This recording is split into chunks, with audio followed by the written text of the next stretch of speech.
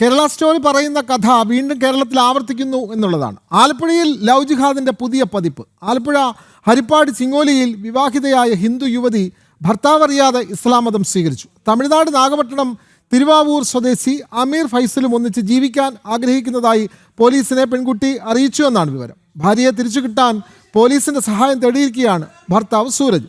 സുധീഷ് ചേരുന്നു. സുധീഷ്, ലവ് ജിഹാദിൻ്റെ പുതിയ സ്റ്റോറികൾ പുറത്തു വരികയാണ്.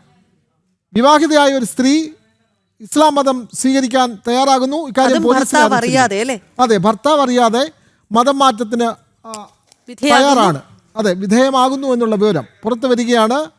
ഇത് സംബന്ധിച്ച് പോലീസിന്റെ സഹായം തേടിയിരിക്കുകയാണല്ലോ ഭർത്താവ് സൂരജ്. കൂടുതൽ വിവരങ്ങൾ സുധീഷ്. വിനോദ്, ഭർത്താവ് അറിയാതെ ഈ യുവതി ഭാര്യ മതം മാറിക്കഴിഞ്ഞു. പൊന്നാനിയിൽ പോയി മതം മാറുന്ന ചടങ്ങുകളടക്കം പൂർത്തിയായി എന്നാണ് അറിയുന്നത്. ഇതിന് മുന്നോടിയായി നാഗപട്ടണത്തുള്ള ഒരു യുവാവുമായാണ് ഈ പെൺകുട്ടി അടുപ്പത്തിലാവുന്നത്.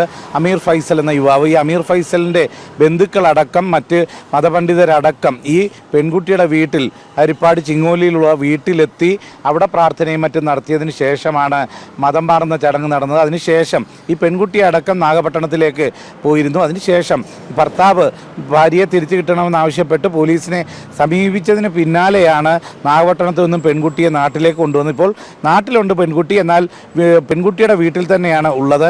ഇത്തരത്തിലൊരു മാറ്റം പെൺകുട്ടിക്ക് ഉണ്ടാവുന്നത് തന്നെ ഈ അമീർ ഫൈസലുമായി അടുപ്പത്തിലായതിനു ശേഷമാണ് എന്നാണ് പറയുന്നത്.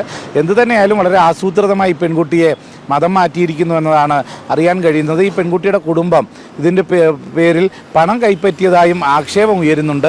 എന്തു തന്നെയായാലും ഇതൊക്കെ പരിശോധിക്കേണ്ടത് പോലീസാണെങ്കിൽ പോലും വളരെ ആസൂത്രിതമായി ഒരു ഹൈന്ദവ കുടുംബം, ഭാര്യാഭർത്താക്കന്മാരെ കഴിഞ്ഞിരുന്ന ഒരു കുടുംബത്തെ ശിഥിലമാക്കാൻ ഈ ഗൂഢാലോചനയിലൂടെ ഇവർക്ക് കഴിഞ്ഞു. ഒരു ഹൈന്ദവ യുവതിയെ മതം മാറ്റാനും കഴിഞ്ഞു എന്നതാണ് യാഥാർത്ഥ്യം. ഇത് ലവ് ജിഹാദിന്റെ ഭാഗമായി തന്നെ നമുക്ക് കണക്കാക്കേണ്ടി വരും. ഇല്ലെങ്കിൽ ഈ നാഗപട്ടണത്ത് കിടക്കുന്ന യുവാവിന് ഒരു വാർത്തയാണ്. അതായത് ഭർത്താവ് അറിയാതെ ഒരു സ്ത്രീ മതം മാറ്റത്തിന്റെ വിധിയായി പൊന്നാനിയിൽ പോയി മതം മാറി.